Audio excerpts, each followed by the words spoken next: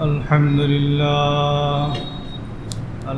لله نحمده ونستعينه ونستغفره ونؤمن به ونتوكل عليه ونعوذ بالله من شرور أنفسنا ومن سيئات أعمالنا من يهده الله فلا مضل له ومن يضلله فلا هادي له ونشهد أن لا إله إلا الله وحده لا شريك له ونشهد أن سيدنا وسندنا ونبينا وحبيبنا ومولانا محمدا عبده ورسوله الذي أرسله بالحق بشيرا ونذيرا وداعيا إلى الله بإذنه وسراجا منيرا قال الله تعالى عز وجل في شأن حبيبه ومحبوبه آمرا ومخبرا إن الله وملائكته يصلون على النبي يا أيها الذين آمنوا صلوا عليه وسلموا تسليما صلى الله على وآله وصحبه اللهم صل على مولانا محمد وعلى آل سيدنا নবী যদি না হইতো আরশ কুরসি হইতো না লাউলাকা খালাকতুল আফলাক হাদিসে পাকে ঘোষণা আল্লাহুম্মা সাল্লি আলা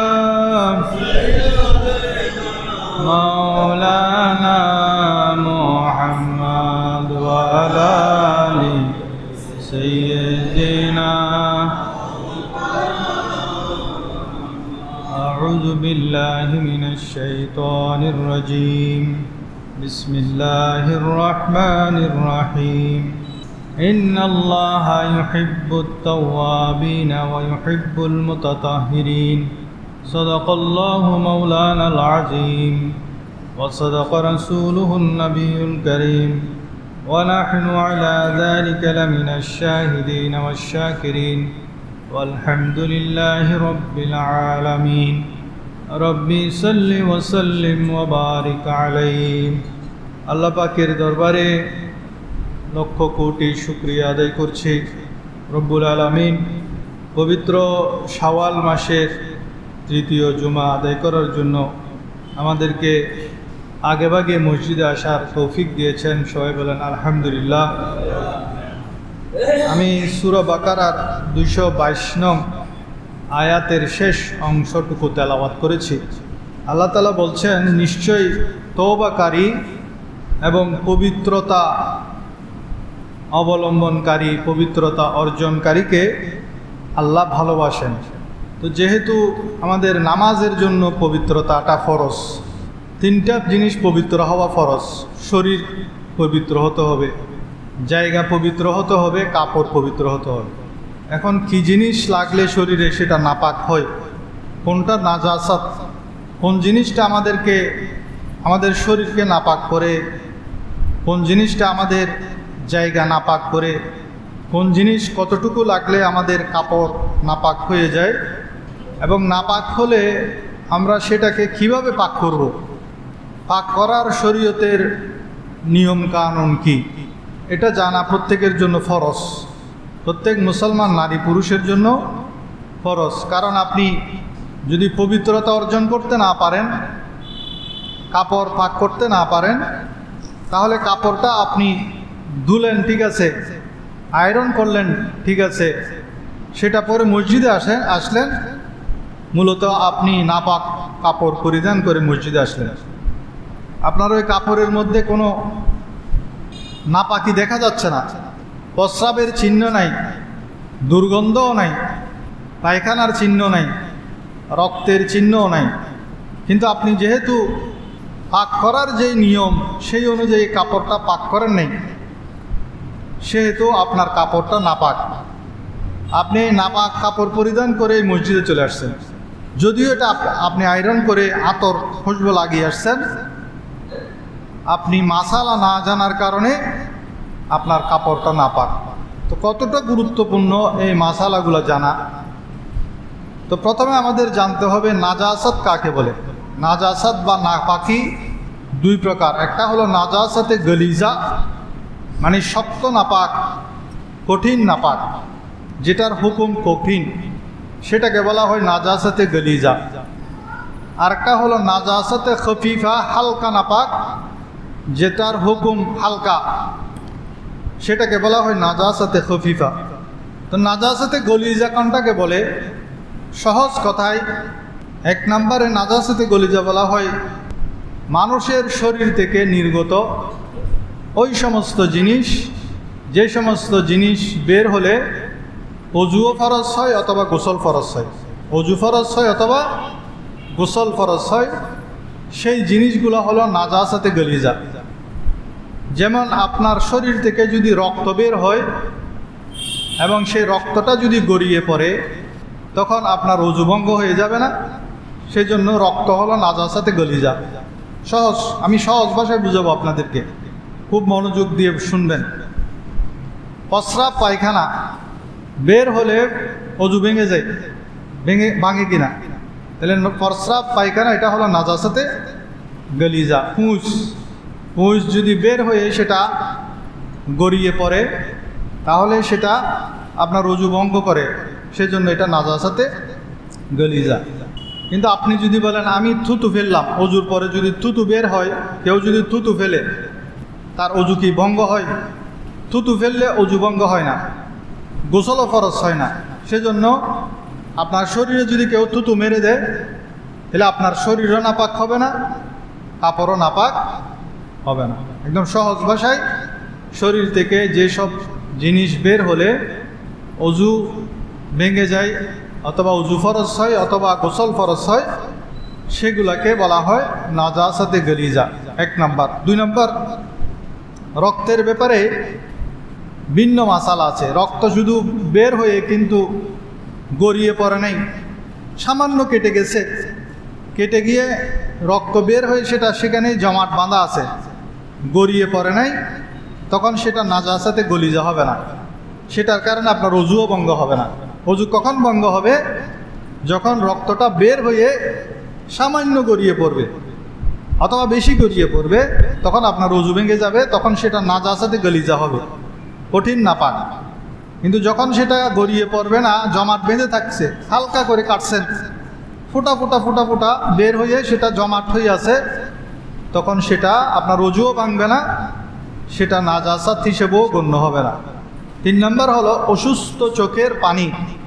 অনেকের চোখ অসুস্থ হয়ে যায়, দরদ ব্যথা করে, দরদ ব্যথার কারণে চোখ দিয়ে পানি বের হয়, সেই চোখের পানিটাও নাজাসাতে গলিজা। প্রস্রাব যেরকম নাপাক, দরদ ব্যথা করে চোখ থেকে যে পানি গড়িয়ে পড়ে সেটাও প্রস্রাবের মতো কি নাপাক।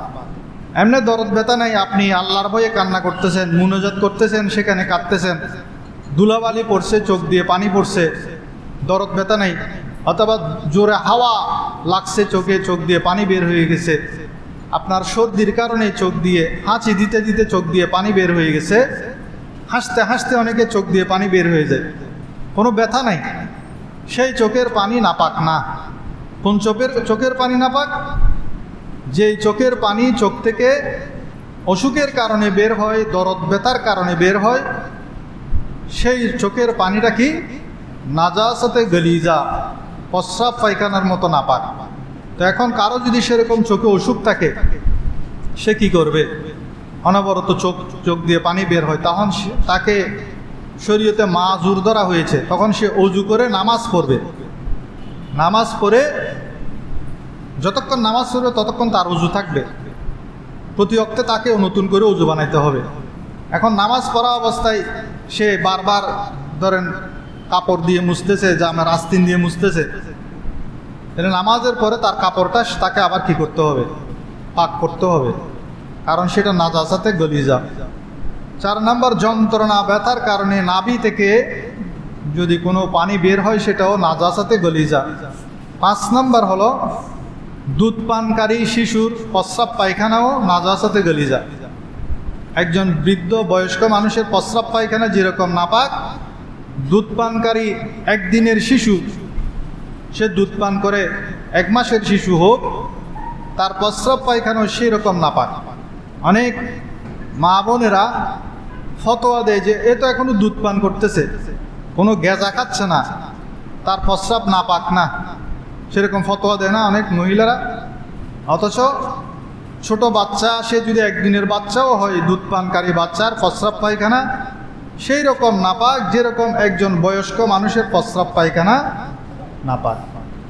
তাহলে সেটাও নাজাসাতে গলিজা। মৃত প্রাণী, কোনো একটা প্রাণী, ধরেন একটা গরু মারা গেছে, মারা যাওয়ার পর সেটা কোনো এক অসাধু ব্যক্তি সেটা খালাই ফেলছে, চামড়া ছিলে সেটার গোস্ত নিয়ে আসছে। এখন সেটার গোস্তটা যদি আপনার বডির সাথে লাগে তাহলে আপনার বডি নাপাক হয়ে যাবে, কাপড়ে লাগলে কাপড় নাপাক হয়ে যাবে। মৃত ব্যক্তির, মৃত প্রাণীর গোস্ত নাপাক, মৃত প্রাণীর গোস্ত নাপাক, নাজাসাতে গলিজা। আর যদি কোনো কাফেরে জবে করে, অমুসলিম জবে করছে, যেমন কিছুদিন পর পাঁঠা কাটবে, তো তারা পাঁঠা কেটে এটাকে জবে করে, সেটার গোস্ত যদি আপনার শরীরে লাগে তাহলে আপনার শরীর নাপাক হয়ে যাবে। কিন্তু আপনি কোরবানি করছেন, কোরবানি করার পর সেটার শরীর থেকে নাপাক রক্ত বের হয়ে গেছে, এখন আমরা যখন গোস্ত কুটি তখন তো সেদিন সবাই কষাই হয়ে যায় না?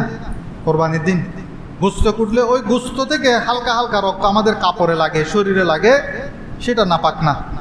কিন্তু যদি কাফেরে জবে করে সেটা কিন্তু নাপাক। মৃত প্রাণী যদি হয় সেটা নাপাক।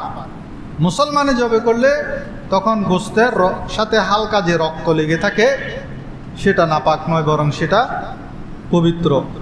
7 নম্বর হলো হারাম চতুষ্পদ প্রাণী, সেটা যেমন কুকুর আছে হারাম, হাতি আছে হারাম চতুষ্পদ প্রাণী, বাঘ আছে, ভাল্লুক আছে, সিংহ আছে, এদের প্রস্রাব পায়খানা উভয়টাই নাজাসাতে গলিজা। হারাম প্রাণী, চতুষ্পদ প্রাণীর প্রস্রাব পায়খানা উভয়টাই কি? নাজাসাতে গলিজা। নাজাসাতে গলিজা মানে হলো কঠিন নাপাক। 8 নম্বর হলো চতুষ্পদ প্রাণীটা যদি হালাল হয়, যেমন গরু আছে, মহিষ আছে, ছাগল, ভেড়া, দুম্বা, এগুলো হালাল। হালাল চতুষ্পদ প্রাণীর পায়খানা, গোবর নাজাসাতে গলিজা। আবার হালাল চতুষ্পদ প্রাণীর প্রস্রাব নাজাসাতে খফিফা। এটা আলাদা করে বলবো। তাহলে আমরা এখন জানতেছি কি নাজাসাতে গলিজা কোনগুলা, কঠিন নাপাক কোনগুলা। 9 নম্বর হলো শূকরের মাংস, শূকরের চামড়া, শূকরের হাড়, শূকরের লোম, সবগুলোই নাজাসাতে গলিজা। তাহলে পশু পাখির মধ্যে সবচেয়ে মারাত্মক নাপাক হলো কি? শূকর। শূকরের মাংসও নাপাক, হাড়ও নাপাক, গোস্তও নাপাক, পশমও নাপাক, চামড়াও নাপাক। সেজন্য শূকর থেকে আমাদের কি করতে হবে? বেঁচে থাকতে হবে। 10 নম্বর হলো ঘরের মধ্যে টিকটিকি যদি থাকে তাহলে সেটাও রক্ত যদি বের হয় সেটা নাজাসাতে গলিজা। টিকটিকির রক্ত কীরকম? সাদা মনে হয় না? সেটাও নাজাসাতে গলিজা। 11 নম্বর হলো যে সমস্ত পাখি উঁচুতে উড়তে পারে না, যেমন হাঁস, মুরগি, এগুলো তো পাখি জাতীয়, এগুলো উঁচুতে উঠতে পারে না, সেগুলার পায়খানা নাজাসাতে গলিজা, কঠিন নাপাক। তাহলে মোট 11টা নাজাসাতে গলিজা আমরা আলোচনা করলাম। এবার আসুন নাজাসাতে খফিফা কোনগুলা, হালকা নাপাক কোনগুলা। নাজাসাতে খফিফা হলো হালাল প্রাণী, চতুষ্পদ প্রাণী, গরু, ছাগল, মহিষ, ওট, বেড়া, দুম্বা, এগুলার প্রস্রাব নাজাসাতে খফিফা। গরুর প্রস্রাব নাজাসাতে খফিফা। আর যেসব পাখির মাংস খাওয়া হারাম কিন্তু উঁচুতে উড়ে, মাংস খাওয়া হারাম কিন্তু ওগুলো উঁচুতে উড়ে, সেগুলার পায়খানা নাজাসাতে খফিফা। হালকা নাপাক, যেমন কাক, চিল, বাজ পাখি, শকুন পাখি, এগুলার পায়খানা হলো নাজাসাতে খফিফা বা হালকা নাপাক। এখন প্রশ্ন হলো, এই নাপাকি কাপড়ে বা শরীরে লাগলে নামাজ হবে কি না? এটার দুইটা সুরত। একটা হলো যদি পানিতে পড়ে তখন এক হুকুম, কাপড়ে বা শরীরে লাগলে তখন আরেক হুকুম। পানির ক্ষেত্রে নাজাসাতে গলিজা হোক, নাজাসাতে খফিফা হোক, শক্ত নাপাক হোক, কঠিন হুকুমওয়ালা নাপাক হোক বা হালকা হুকুমওয়ালা নাপাক হোক, সেটা যদি এক ফোঁটাও পানির মধ্যে পড়ে তাহলে পানি নাপাক হয়ে যাবে। কতটুকু পানি? পানিটা হবে যে ছোট জায়গা, 10 হাত 10 হাত, চতুর্দিকে 10 হাত, এদিকে 10 হাত, এদিকে 10 হাত, এদিকে 10 হাত, ওদিকে 10 হাত, চতুর্দিকে যদি সেটা 10 হাত 10 হাত হয় এবং এর চেয়ে বড় হয়, তখন তাতে যদি নাজাসাত পড়ে, এর কারণে যদি পানির রং পরিবর্তন না হয়, স্বাদ পরিবর্তন না হয়, গন্ধ পরিবর্তন না হয়, তাহলে সেই পানি নাপাক হবে না। যেমন বড় একটা পুকুর, পুকুরের মধ্যে বাচ্চারা অনেক সময় একজন আরেকজনকে কি করে, সেটাকে কি খেলা বলে, ডুম মেরে মেরে একজন আরেকজনকে ধরে। এখন কারো গায়ে কাপড় থাকে না তখন, এখন অনেক ছেলেরা কি করে সেখানে পায়খানা করে দেয়। তো পুকুর যেহেতু বড়, এই তার ছোট্ট বাচ্চাটার পায়খানা দিয়ে পুকুরের পানির রঙও পরিবর্তন হয় নাই, স্বাদও পরিবর্তন হয় নাই, গন্ধও পরিবর্তন হয় নাই। সুতরাং সে পানি তার সামান্য পাখানা দিয়ে সে পুকুরের পানি নাপাক হবে না। এখন আপনার ঘরের মধ্যে বড় একটা ড্রাম আছে, এত বড় ড্রাম ভর্তি আপনি পানি জমায় রাখছেন, সেটা 10 হাত 10 হাত হবে না, বরং ধরেন এদিকে 2 হাত, এদিকে 2 হাত, এদিকে 2 হাত, এদিকে 2 হাত, চতুর্দিকে 2 হাত 2 হাত ধরেন। এর মধ্যে ধরেন সামান্য 1 ফোঁটা প্রস্রাব পড়েছে, গরুর প্রস্রাব ধরেন, সেটা নাজাসাতে খফিফা, অথবা ছোট বাচ্চার পায়খানা সামান্য করে পড়ছে, তাহলে সব পানি নাপাক হয়ে যাবে। তাহলে পানি নাপাক কখন হবে? যখন সেটা দাহ দরদা বলা হয়েছে, 10 হাত থেকে ছোট হবে, ছোট পাত্র, ছোট বালতি, ছোট গামলা, ছোট ড্রাম, ছোট হাউস, এর মধ্যে যদি নাপাকি পড়ে তাহলে পুরো পানি নাপাক হয়ে যাবে। সেটা নাজাসাতে গলিজা হোক, নাজাসাতে খফিফা হোক, সেটা মানুষের প্রস্রাব হোক, সেটা গরুর প্রস্রাব হোক। কিন্তু আপনার ওটা যদি 10 হাত থেকে বড় হয় বা 10 হাত 10 হাত হয়, বড় একটা পুকুর হয়, তখন সেখানে যদি প্রস্রাব পায়খানা পড়ে, এর কারণে যদি পায়খানার কারণে যদি পানির 3টা গুণ আছে, রং, স্বাদ, গন্ধ, এগুলো যদি পরিবর্তন না হয় তাহলে পানি নাপাক হবে না। আমি কি বুঝাইতে পারতেছি আপনাদেরকে? কথাগুলো কিন্তু খুব গুরুত্বপূর্ণ, আপনারা মনোযোগ দিয়ে শুনেন, একটু অন্যমনস্ক হবেন না। এই মাসালাগুলো সবসময় আলোচনা হয় না, হঠাৎ বছরে একবার আলোচনা হয়। এই মাসালা যদি আপনি না জানেন, আজীবন আপনি নাপাক কাপড় পরিধান করে নামাজ পড়বেন, একটা নামাজও হবে না আপনার। সেজন্য একটু গুরুত্ব দিয়ে শুনেন। আর যারা সুন্নত পড়েন না, সুন্নত পড়ার সময় দেওয়া হবে, তখন পড়িয়েন, এখন বসেন। তাহলে পানির ক্ষেত্রে আমরা বুঝতে পারলাম যে নাজাসাত যদি গলিজাও হয়, খফিফাও হয়, তাহলে ছোট পাত্রের মধ্যে পড়লে সে পানি নাপাক হয়ে যাবে। আর বড় যদি হয় তাহলে পানি নাপাক হবে না। একটা বড় একটা পুকুর, সেখানে 100টা ছেলে কি হয়েছে, পুকুরের মধ্যে সাঁতরাচ্ছে, সবাই পায়খানা করে দিছে। এখন বড় পুকুর, কিন্তু পুকুরের পানি সব হলুদ হয়ে গেছে, তখন তো কিন্তু নাপাক হয়ে যাবে, কারণ গন্ধ এবং রং পরিবর্তন হয়ে গেছে, তখন কিন্তু নাপাক হয়ে যাবে। 1-2 জনে পায়খানা করলে পানির গন্ধও পরিবর্তন হচ্ছে না, স্বাদও পরিবর্তন হচ্ছে না, রঙও পরিবর্তন হচ্ছে না, সেজন্য সেটা আর নাপাক হবে না। কাপড় বা শরীরের ক্ষেত্রে নাজাসাতের গলিজা, যেটা শক্ত নাপাক, কঠিন নাপাক, সেটার বিধান কি? সেটার বিধান হলো 1 দিরহাম পরিমাণ যদি হয় বা এর বেশি যদি হয় তাহলে 1 হুকুম, আর 1 দিরহামের কম হলে আরেক হুকুম।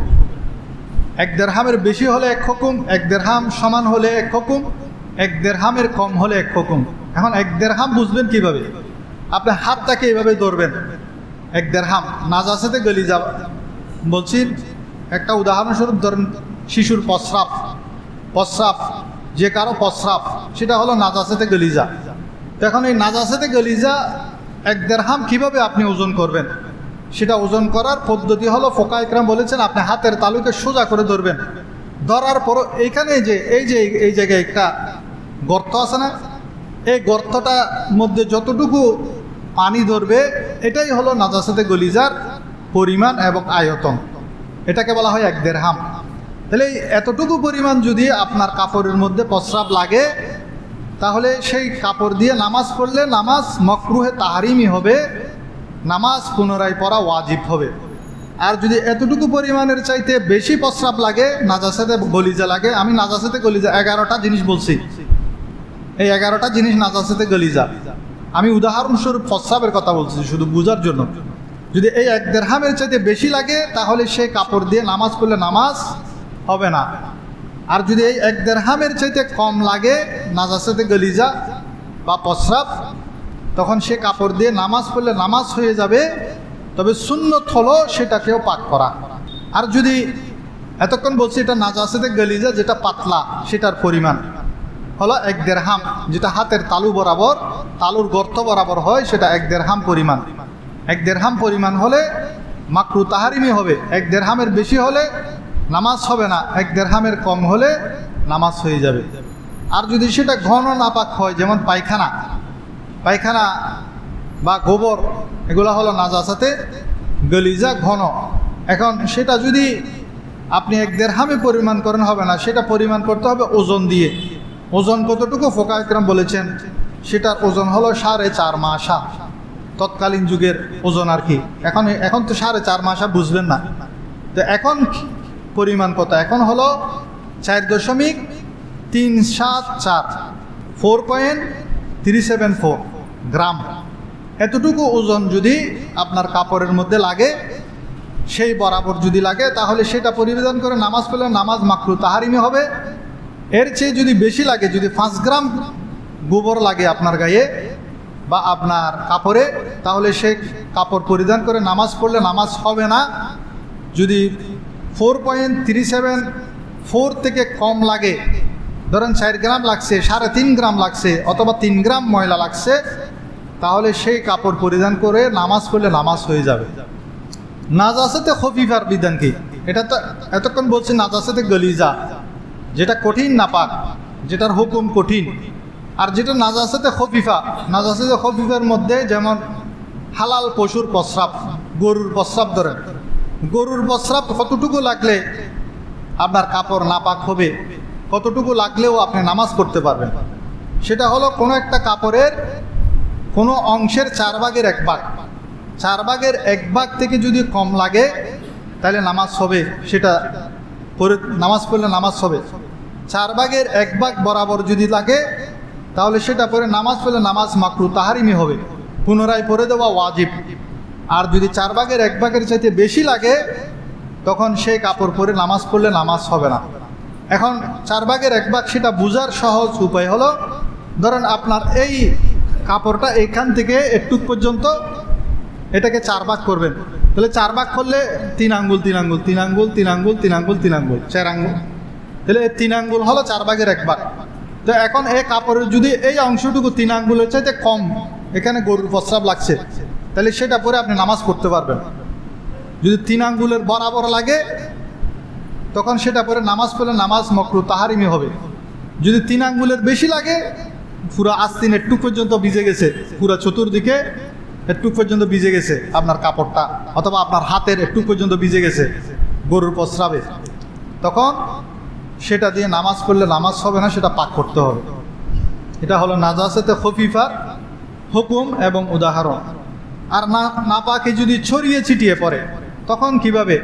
ধরেন আপনার শরীরে এখানে একটু করে রক্ত লাগছে, এখানে একটু করে রক্ত লাগছে, এখানে একটু করে রক্ত লাগছে, বিভিন্ন জায়গায় অল্প অল্প রক্ত লাগছে, তো সেটাকে আপনি সবগুলাকে মিলিয়ে আপনি ধারণা করবেন সেটা কি 1 দিরহামের পরিমাণ হয়েছে কিনা। যদি 1 দিরহামের পরিমাণ হয়ে যায়, তাহলে নামাজ পড়লে মাকরু তাহারিমি হবে।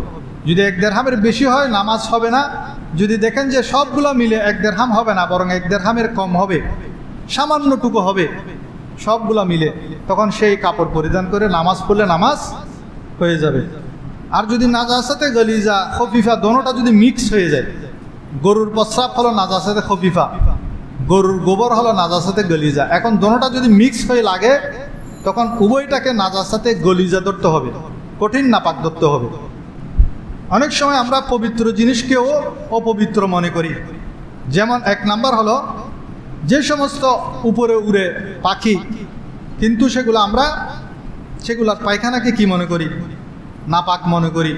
যেমন কবুতরের পায়খানা, চড়ুই পাখির পায়খানা, সেগুলো নাপাক না। আপনার শরীরে যদি কবুতরে পায়খানা করে দেয়, আপনার শরীর নাপাক হবে না। চড়ুই পাখি পায়খানা করে দিলে চড়ুই পাখি পায়খানা নাপাক না। তবে কাক, চিল, এগুলার পায়খানা নাজাসাতে খফিফা। নাজাসাতে খফিফা কিবা কতটুকু হইলে নাপাক সেটা তো বলছি, কিন্তু কবুতরের পায়খানা নাপাক না। অনেক সময় মানুষ ওমরার মধ্যে যায়, সেখানে দেখবেন যে প্রচুর পায়খানা করতেছে, জমিনের মধ্যে পায়খানা করতেছে, নামাজের জায়গায় পায়খানা। তা আমরা যদি মাসালা না জানি মনে করবো এটা তো নাপাক হয়ে গেছে, কিন্তু কবুতরের পায়খানা কি না? নাপাক না। চড়ুই পাখির পায়খানা নাপাক না। তো সুতরাং আপনার জায়গাতে যদি কবুতরে পায়খানা করে দেয় তাহলে সেটা নাপাক হবে না। কাপড়ে কবুতরে পায়খানা করে দিলে আপনার কাপড় নাপাক হবে না। ঠিক তদ্রূপ রক্ত লেগেছে, হালকা করে রক্ত লেগেছে, আপনি মনে করতেছেন যে রক্ত লাগার কারণে আমার জামা নাপাক হয়ে গেছে, কিন্তু সেটা যদি গড়িয়ে না পড়ে, রক্ত এমনি হালকা করে বের হয়েছে, সেটা গড়িয়ে পড়ে নাই, তাহলে সেটার দ্বারা আপনার শরীর কি হবে না? নাপাক হবে না, আপনার ওযুও ভঙ্গ হবে না। ঠিক তদ্রূপ হলো গোশতর রক্ত। পশু জবে করার পর সেই পশুর গোশতের মধ্যে যে হালকা হালকা রক্ত লেগে থাকে সেটাও নাপাক না, সেটা তো আমি আগে বলছি। চতুর্থ হলো এই যে বর্ষাকাল আসতেছে, বর্ষার মধ্যে রাস্তার মধ্যে অনেক সময় পানি জমে থাকে। এখন আপনি দেখতেছেন এই পানিগুলো পরিষ্কার, একদম খালেস বৃষ্টির পানি, তখন ওই পানি বা ওই কাদা আপনার কাপড়কে নাপাক করবে না, আপনার শরীরে রাখলে শরীর নাপাক হবে না। কখন নাপাক হবে? আপনি যদি দেখতেছেন এই পানির সাথে ড্রেনের পানি জমা হয়েছে, নালার পানি এসে, নর্দমার পানি এসে জমা হয়েছে, যদি আপনি দেখতেছেন সেটা, অথবা সেখানে কোনো কুকুরে প্রস্রাব করে দিছে আপনি দেখতেছেন, পশু পায়খানা করে দিছে আপনি দেখতেছেন নিজের চোখে, তখন আপনি সেটাকে নাজাসাত হিসেবে ধরবেন। কিন্তু আপনি যদি দেখেন যে সেটা একদম পরিষ্কার আছে, বৃষ্টির পানি, তখন সেটাকে আপনি নাপাক বলতে পারবেন না। কুকুর এবং পশুর হাড় সংক্রান্ত বিধান।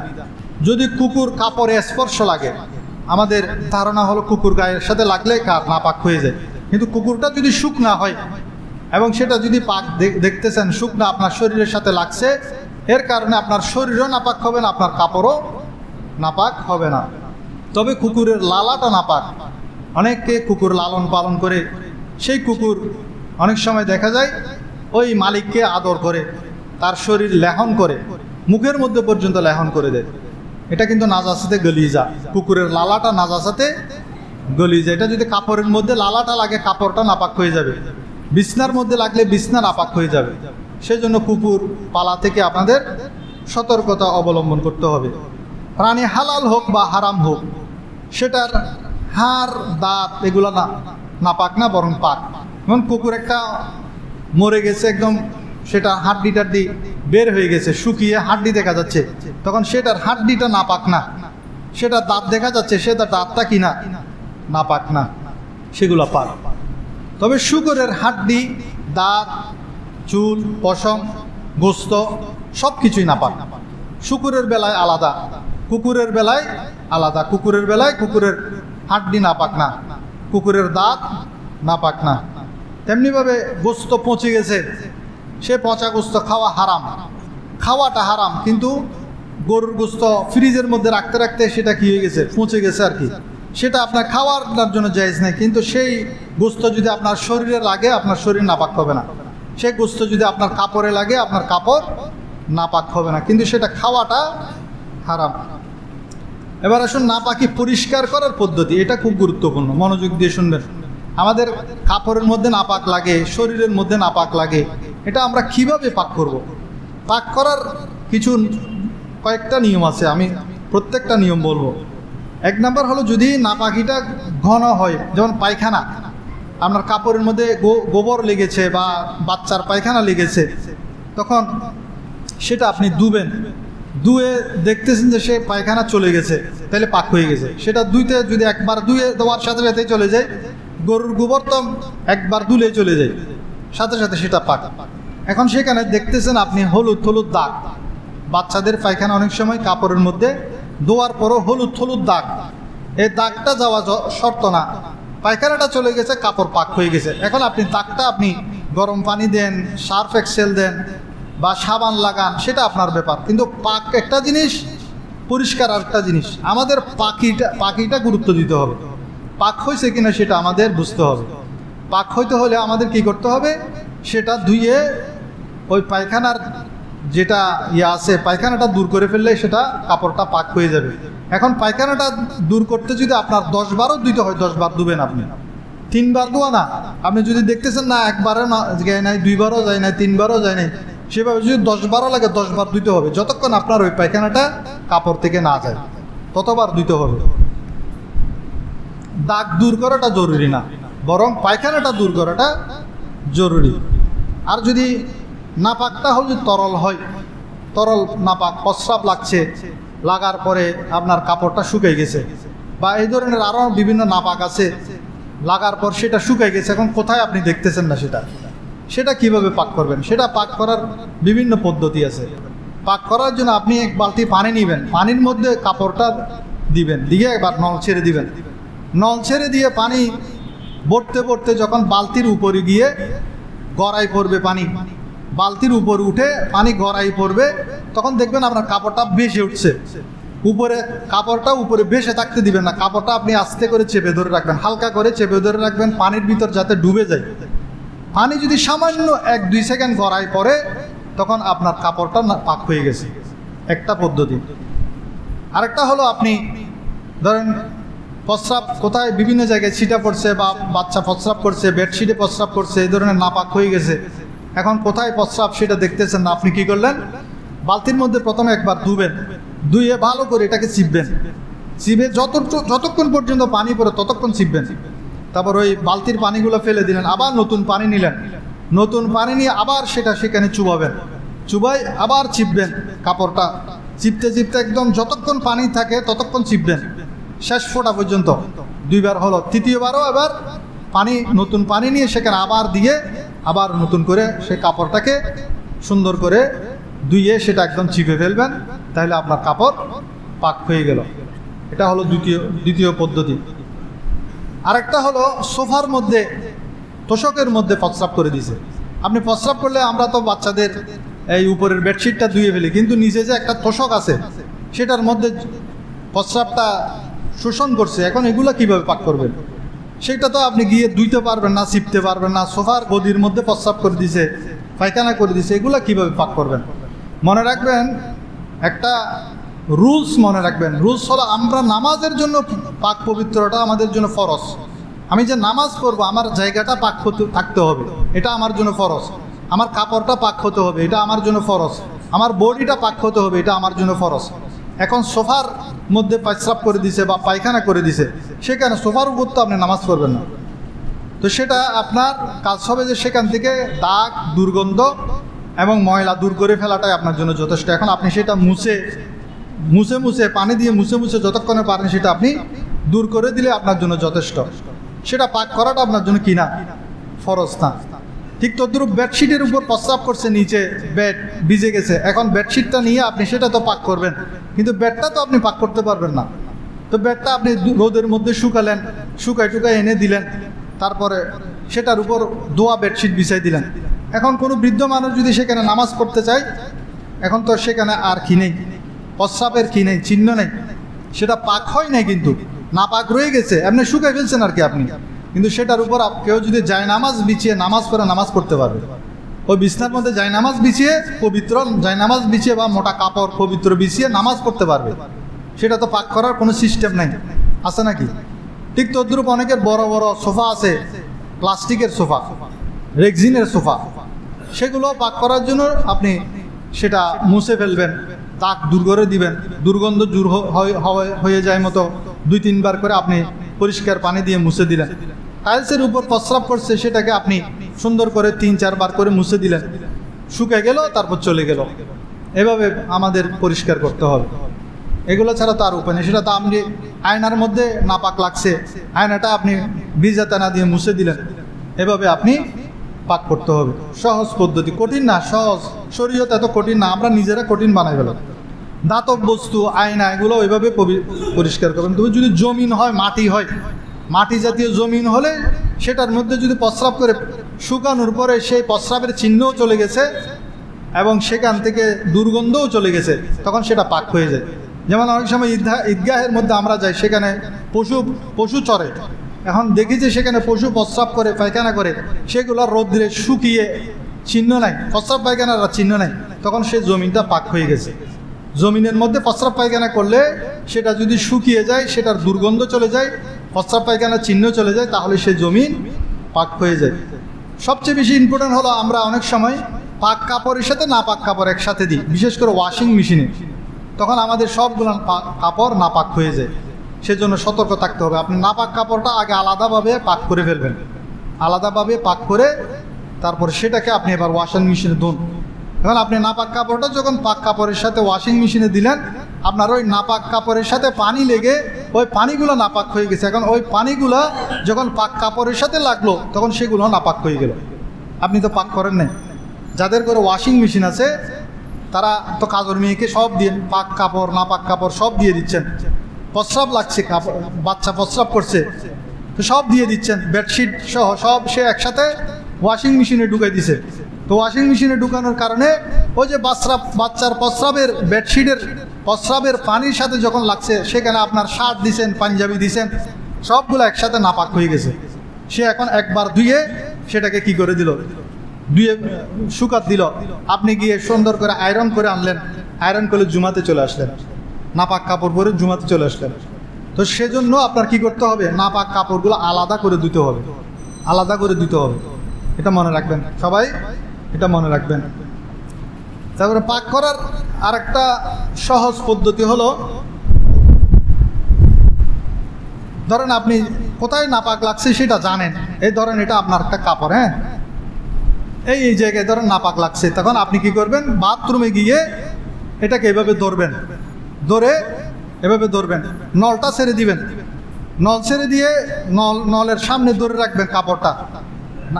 কাপড়ের উপর পানি জারি, মায়ে জারি বলা হয়। পানি যখন পড়বে, পানির স্রোতে যখন এই ময়লাটা চলে গেল, আপনার এই কাপড়টা পাক হয়ে গেছে। এটা হলো 1 নম্বর পদ্ধতি। যদি আপনার নল না থাকে, আপনি মগ দিয়ে যখন ডালবেন, তখন আপনি বালতি থেকে পানি নেবেন আর এটা দিয়ে এইভাবে, এই আঙ্গুল দিয়ে এভাবে ডলবেন। মগ থেকে পানি ডালবেন, এই আঙ্গুল দিয়ে এভাবে ডলবেন। 2 নম্বর পদ্ধতি। 3 নম্বর হলো, আপনি ধরেন মগ দিয়ে ডাললেন, এভাবে ডললেন, তারপর এটাকে আবার এভাবে চিপবেন এই অংশটা। তাহলে এই যে অংশের মধ্যে নাপাক লাগছে সেটা আপনি জানেন, সে অংশটা আপনি এভাবে পরিষ্কার করে 2বার 3বার ধুয়ে ভালো করে চিপে পানি ফেলে এই অংশটা যদি পাক করেন, তাহলে পুরো কাপড়টা পাক হয়ে গেল। আপনি যদি জানেন কোন জায়গায় নাপাক লাগছে, শুধু সেই অংশটা পাক করে ধুলেই আপনার পুরো কাপড়টা পাক হয়ে যাবে। পুরোটা ধুইতে হবে না।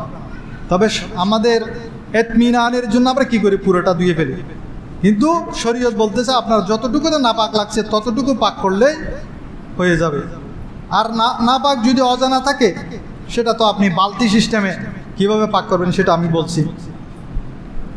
এখন কয়েকটি গুরুত্বপূর্ণ প্রশ্ন উত্তর। সেটা হলো, নাম্বার 1, বিড়াল ঘরের মধ্যে চলাফেরা করে। এখন আমরা তো জানি কুকুরের উচ্ছিষ্ট নাপাক, সেটা বলছি, কিন্তু বিড়ালের উচ্ছিষ্ট পাক কিনা নাপাক সে ব্যাপারে হাদিস শরীফের মধ্যে আছে যে এক সাহাবী কাবসা বিনতে কাব ইবনে মালিক, ওনার শ্বশুর হযরত কাতাদা রাদিয়াল্লাহু তাআলা আনহুকে অজুর পানি দিলেন। এই হাদিস থেকে পুত্রবধূ শ্বশুরের খেদমত করা প্রমাণ হয়।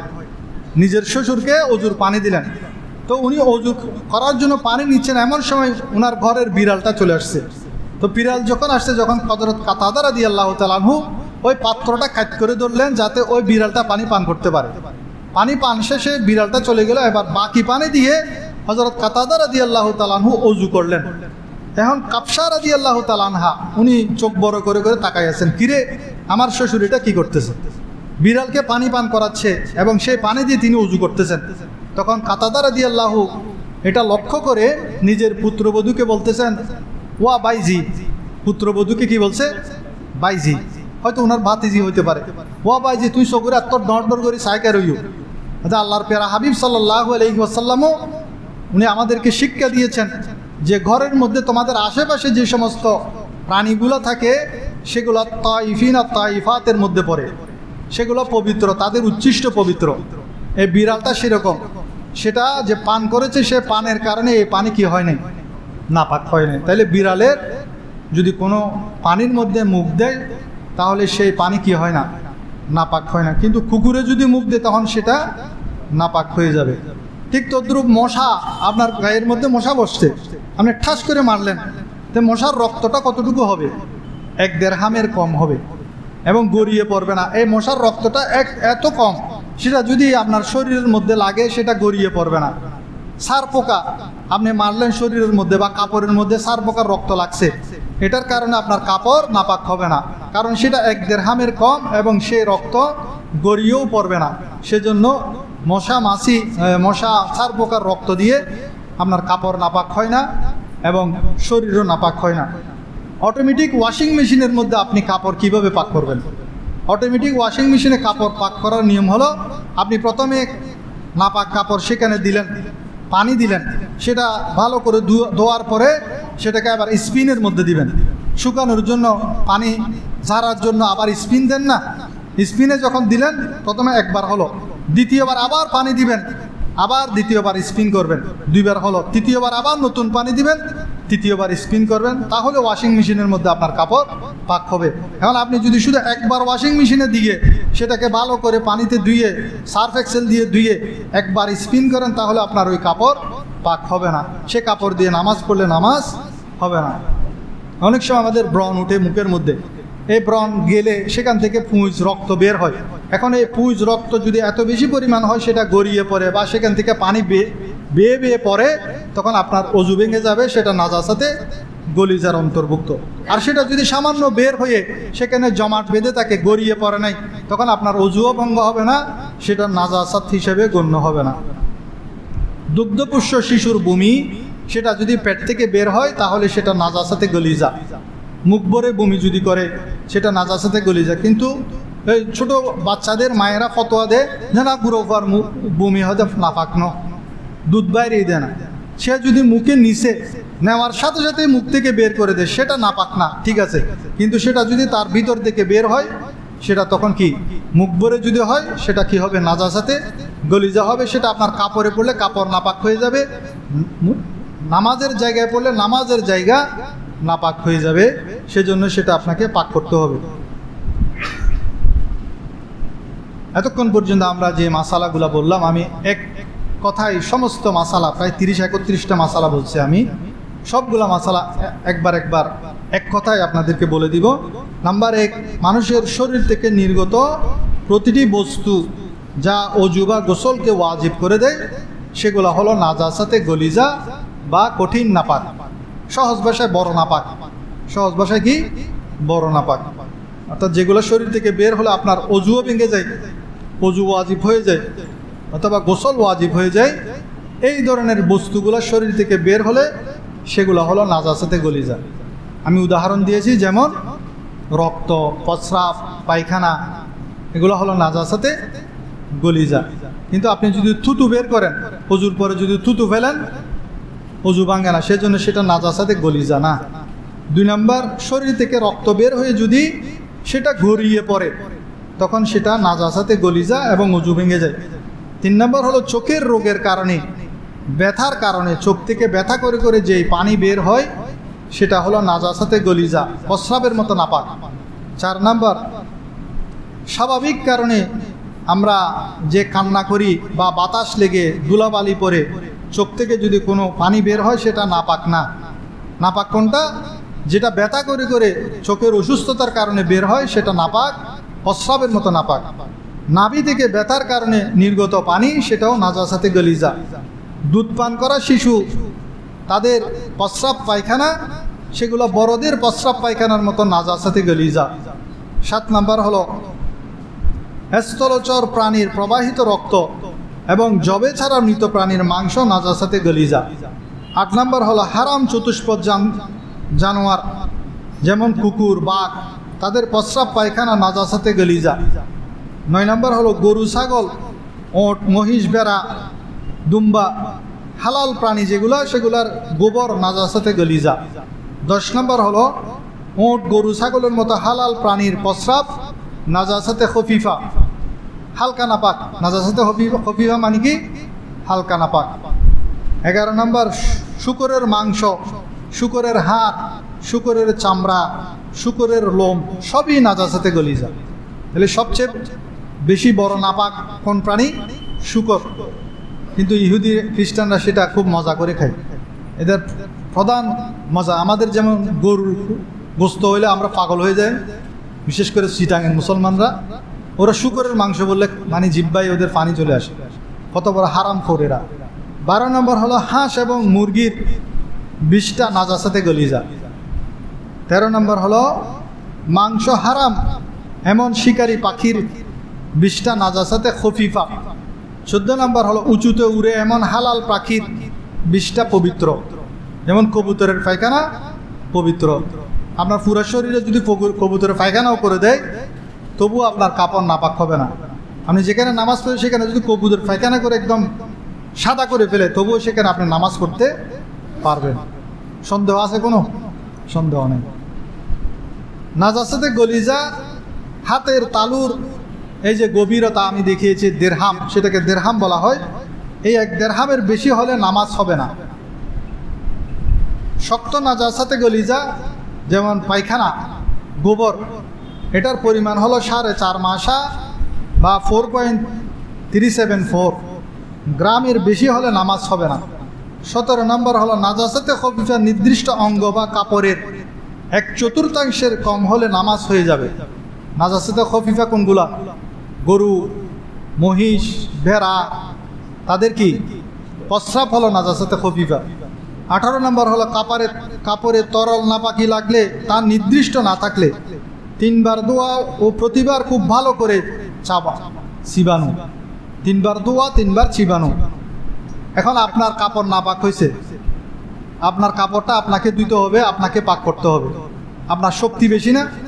এখন আপনি আপনার নাপাক কাপড়টা আপনার স্ত্রীকে দিয়েছেন, আপনার লুঙ্গিটা, মানে আপনার স্ত্রী চাপ দিছে, একবার ধুয়ে চাপ দিছে, সে চাপ চেপে চেপে যত পানি আছে সব জড়িয়ে ফেলছে, তো সেটা তো আপনার স্ত্রীর জন্য পাক হয়েছে। কিন্তু আপনি যখন নিলেন, আপনি যখন আবার চাপ দিলেন, আপনার শক্তি তো বেশি, তখন পানি বের হয়েছে না, তো সেটা আপনার জন্য পাক হয়নি, আপনার স্ত্রীর জন্য পাক হয়েছে। কারণ সে তার ইচ্ছা মতো সেটা চিপছে, চিবার পরে পানি শেষ করে ফেলছে, কিন্তু আপনি যখন চিপ দিচ্ছেন আরও অনেক পানি বের হয়েছে, কারণ আপনার শক্তি বেশি। সেজন্য আপনার নাপাক কাপড় আপনাকে ধুতে হবে, কাজের মহিলা দিয়ে ধুলে হবে না। বিছানার চাদরও সেরকম, বাচ্চারা প্রস্রাব করলে সেটা আপনার জন্য পাক করতে হলে আপনাকেই দিতে হবে, অবহেলা করলে চলবে না। আবার বিছানার মধ্যে প্রস্রাব যখন করে সেটা তো আমরা রৌদ্রে শুকাই ফেলি, শুকানোর পর এর উপর বেডশিট দিই, সেখানে যাতে ভিজা হাত না লাগে সেদিকে খেয়াল রাখবেন। ভিজা হাত লাগলে আপনার ভিজা হাতের সাথে ওইটা জজব হয়ে আপনার হাতটা নাপাক হয়ে যাবে। 19 নম্বর হলো কাপড়ে ঘন নাপাকি, গোবর ইত্যাদি লাগলে শুধু নাপাকি দূর করলে হয়ে যাবে। 20 নম্বর হলো নাপাকি দূর করার পর কাপড়ের দাগ থেকে গেলেও তা পাক বলে গণ্য হবে। হলুদ হলুদ দাগ দেখা যাচ্ছে তবুও কিন্তু আপনার কাপড়টা পাক বলে গণ্য হবে। 21 নম্বর হলো প্রবাহিত পানিতে বা ট্যাপের নিচে নাপাকি ধুলে চিপড়ানো ছাড়াই পাক হয়ে যায়, সেটা মায়ে জারি হিসাবে গণ্য। আপনি প্রস্রাব আছে, প্রস্রাব সেটা আপনি নলের নিচে ধরলেন, তো নলের পানি দিয়ে আপনার ওই প্রস্রাবটা ধুয়ে চলে গেল, সেটা কাপড়টা কি হয়ে গেল? পাক হয়ে গেল। এটা একদম সহজ পদ্ধতি। 22 নম্বর হলো সোফা বা তোষকের মতো পাক করা অসম্ভব জিনিস 3 বার ধুয়ে বা মুছে রং দুর্গন্ধ দূর করে দিলে যথেষ্ট।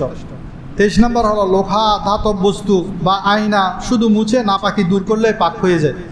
24 নম্বর হলো নাপাক জমিন রোদ বা বাতাসে শুকিয়ে গেলে এবং নাপাকির চিহ্ন যদি চলে যায় তাহলে সেটা পাক হয়ে যাবে।